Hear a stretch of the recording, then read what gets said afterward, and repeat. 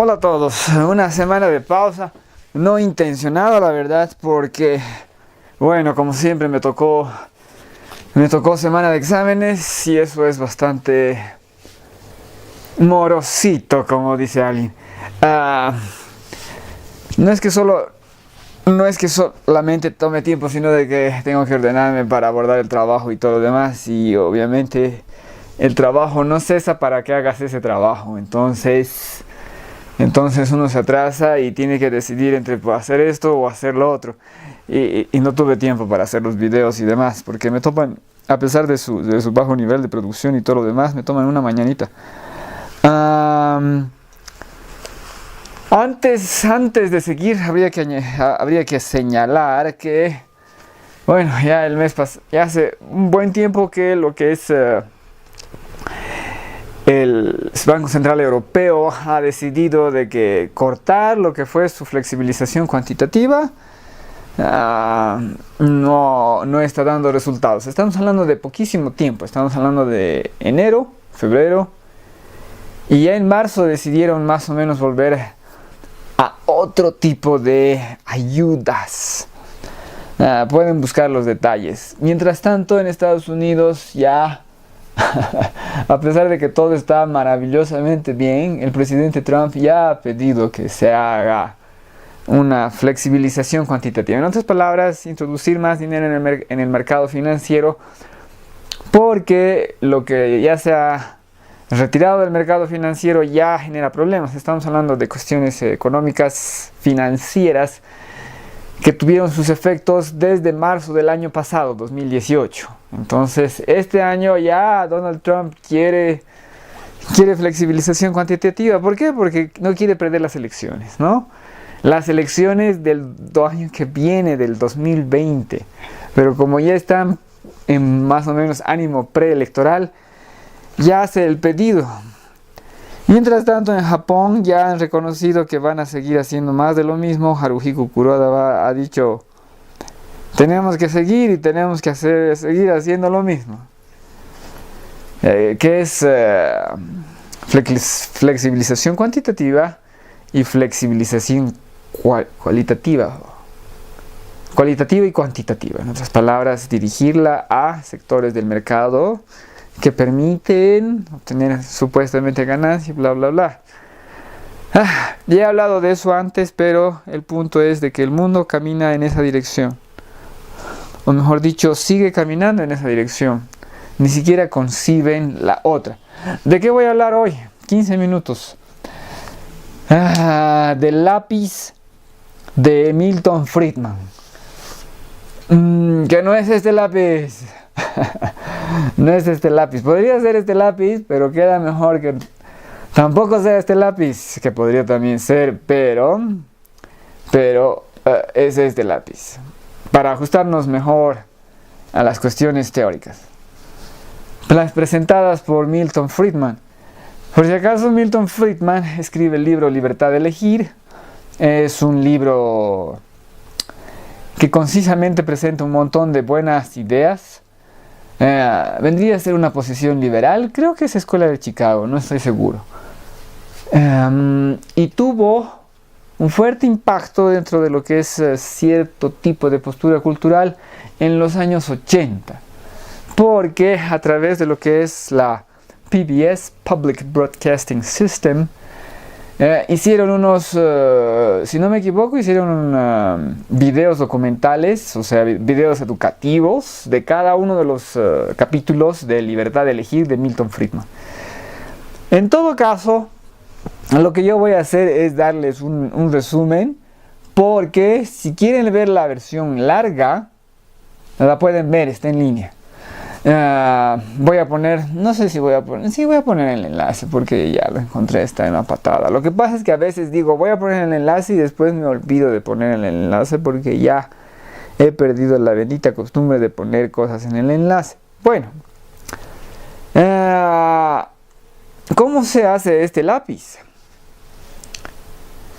Esa es la pregunta que se hace Milton Friedman para mostrar lo que es la complejidad de la economía. Entonces, ¿cómo se hace? sabes tú, porque obviamente lo puedes dividir en las partes requeridas. Pero entonces hagámoslo para que nos demos cuenta del trabajo que implica hacer esto. Entonces obviamente todos sabemos que tiene una madera, de que tiene una mina, de que esa mina está hecha de grafito y de que, bueno, está hecha de grafito, ¿no? Después, ¿qué más? En este lápiz, a diferencia de este, también tenemos una porción de latón o algo por el estilo, ¿no? Esto, una porción de latón, y también tenemos el borrador en el extremo, ¿no? El borrador. Pero entonces, esos son sus componentes. Ahora, ¿quién se los vende a quién? ¿Cuál es el proceso de todo esto? ¿De dónde se saca la madera, por ejemplo? La madera tiene que sacarse de un árbol. Entonces, ¿quién plantó ese árbol? Hay que ver dónde se ha plantado. Tiene que haber ido un leñador. Y tiene que haberlo cortado. Y no creo que lo haya cortado así, digamos, ¿no? O sea, el leñador, ¿no? Agarrar el árbol y cortarlo en pedacitos chiquitos y para llevarlo a la empresa de lápices, no. Lo que hace el leñador es cortarlo en unos grandes tablones. Y esos tablones sí son precortados. Y supongo que hay una palabra más carpinteril, precisa para decir, ¿no? Transformados en pequeños lápices en dos partes. Habría que ver si es una o es en dos. Porque recuerdo de que sí, estas cosas no es que se perfora y se introduce la mina, sino de que se introduce la mina sobre una mitad y se pegan las dos mitades. Ya, pero el punto es ese, o sea, se llevó la tablón, se lo lleva al lugar donde es la gran carpintería gran que vende madera de distintos tipos y de distintas calidades y de distintas formas y con distintas piezas.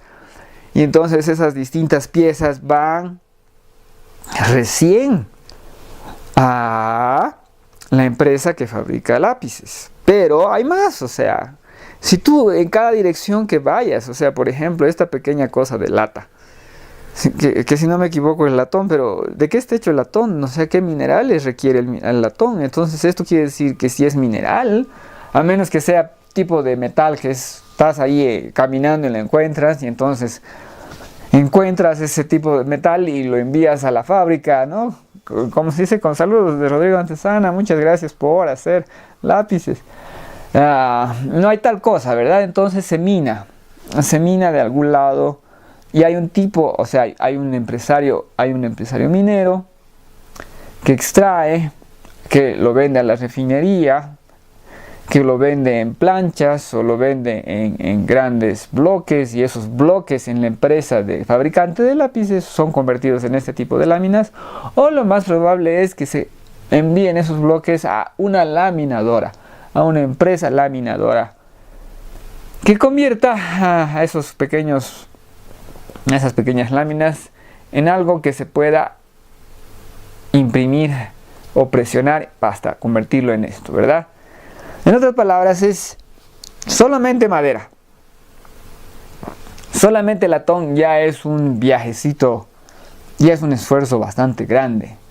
Ya implica todo un bendito proceso. Cada uno por su lado, ¿no? Entonces aquí el árbol, cortar el árbol,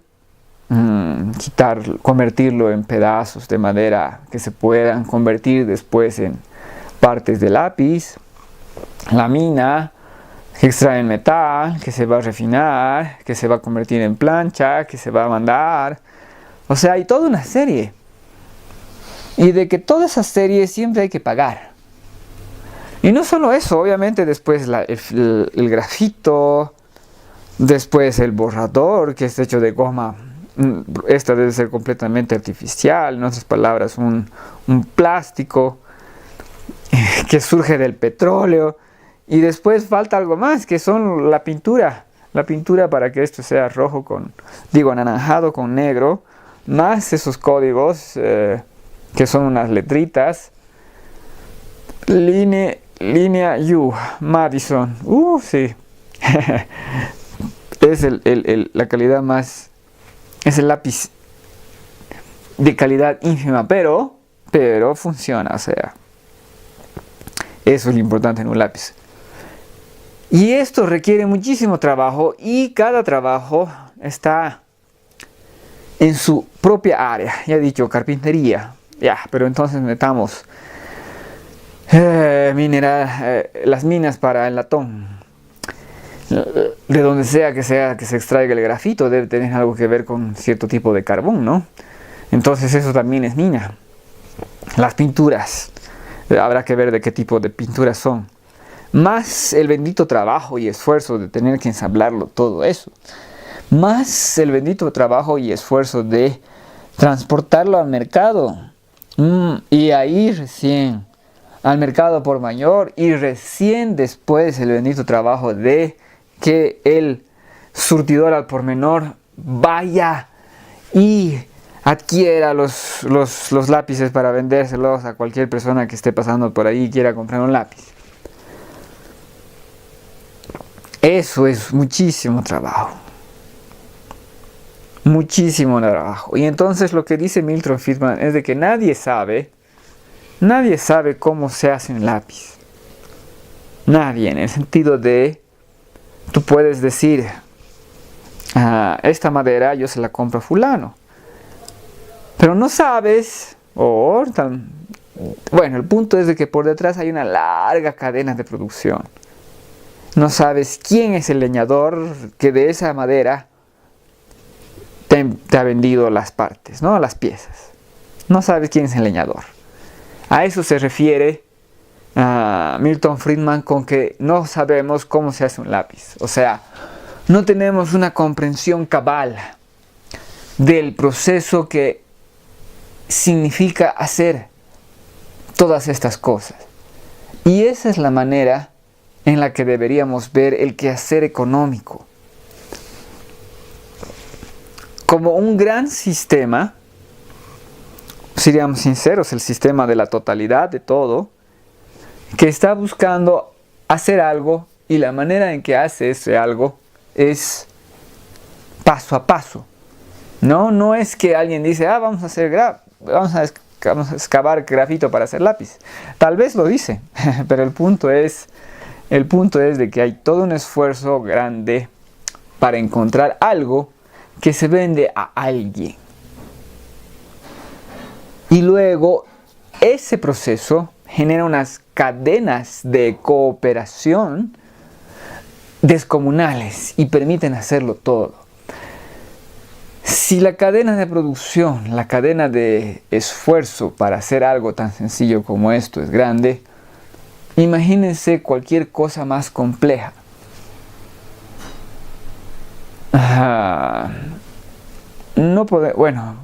Cualquier maquinaria ligeramente más difícil de hacer, como un teclado electrónico. Estamos hablando de un teclado de computadora, una pantalla, un celular. Es inimaginablemente complejo un celular. Lo que requiere su batería. Y un larguísimo etcétera. O sea, aquí sobre todo hay libros. Este es la biblioteca. Entonces cualquier ejemplo en cualquier dirección me sale más o menos similar. Ya. Pero entonces reconocer eso es importante. Que dentro de un lápiz, un sencillo lápiz, hay una descomunal cadena de colaboración interesada para hacerlo. Así es como funciona la economía mundial, así es como funciona el sistema. Y obviamente en cada bendito paso del proceso va a haber complicaciones, complejidades, metidas de pata, márgenes de ganancia y todo lo demás.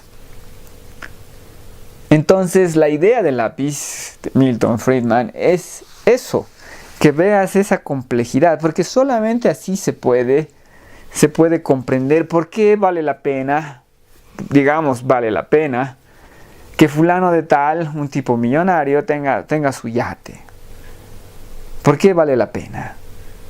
Porque para hacer ese yate tuvo que pedir un montón de cosas la empresa que produce yates, ¿no? Tuvo que hacer esto y lo otro, o sea, tuvo que conseguir los materiales, tuvo que pagar por ellos, tuvo que pagar por el bendito trabajo que se está haciendo para hacer el yate. Y entonces este millonario tiene su yate. Ya.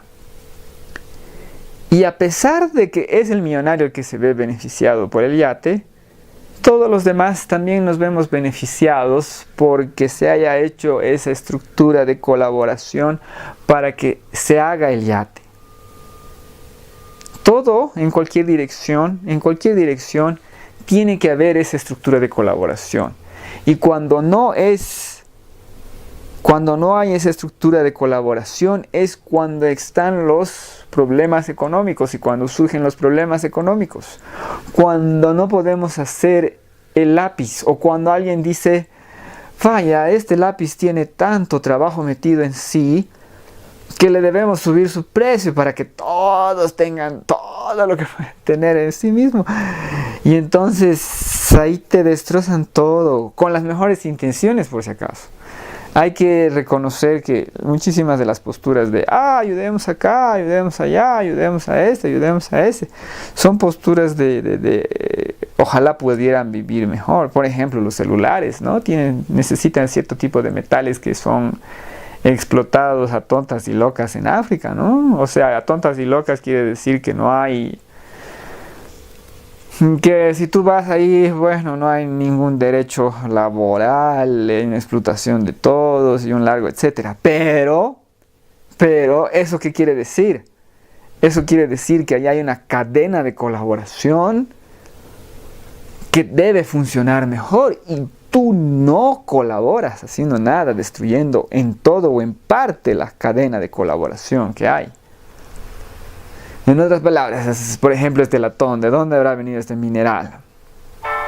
¿Cómo habrán sido tratados sus trabajadores? Ni idea, nunca sabemos, nunca podemos saber. Y siquiera reconozcamos que eso está en juego, que eso está presente, que eso sucede. La complejidad de la producción de un lápiz en todos los aspectos. No es solamente meterse a la fábrica y ver, se unen dos pedacitos, se los pega, se introduce en la mina, se los pega y después estito. No, es de dónde vino todo eso. ¿De dónde vino todo eso? Eso es harto trabajo, y seamos sinceros, a menos que averigüen los nombres de todos los involucrados, y para cuando lo averigüen ya van a estar desactualizados. Sigue siendo verdad lo que dice Milton Friedman, que no conocemos cómo se construye un lápiz, por si acaso. Entonces, ya saben, la versión completa de esta exposición suya del propio Milton Friedman está en línea. Muchísimas gracias por su atención.